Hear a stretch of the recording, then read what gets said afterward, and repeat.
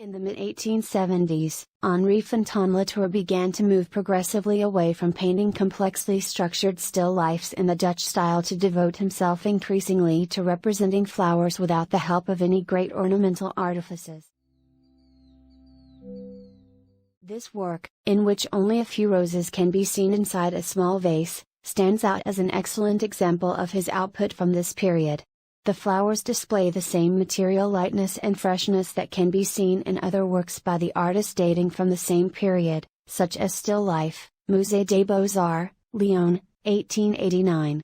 This aspect of Fantin Latour's art, which involves a persistent exploration of variations on the rose as a key representational element at a particular time, is also heavily reflected in the literature of the same period, in which references to the symbolic flower as an emblem of good appear in various lines of thought associated with the second half of the 19th century.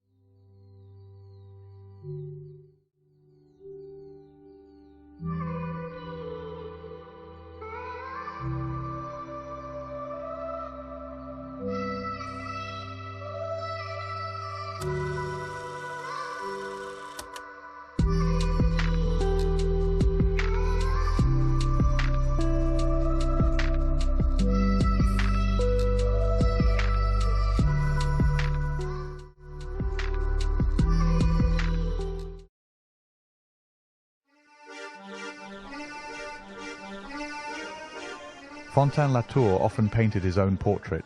From the time when, returning to his studio after studying the masters at the Louvre, he found himself, from want of means, obliged to be his own model. Thus, he would sit in front of his looking-glass and paint himself, some of his efforts being sheer masterpieces. I went to spend an afternoon at No. 8, Rue de l'École des Beaux-Arts, where the artist has lived for 33 years in his studio on the rez-de-chaussée, the walls of which are adorned by the works of his youth.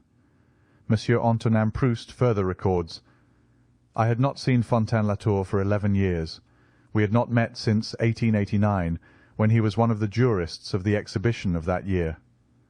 At his studio I found him engaged in painting a still life. He had a shade over his eyes to temper the glare of the light, yet his eye had all the brightness and vivacity of his young days, when he was making his wonderful copies in the Louvre, I would say, in 1857.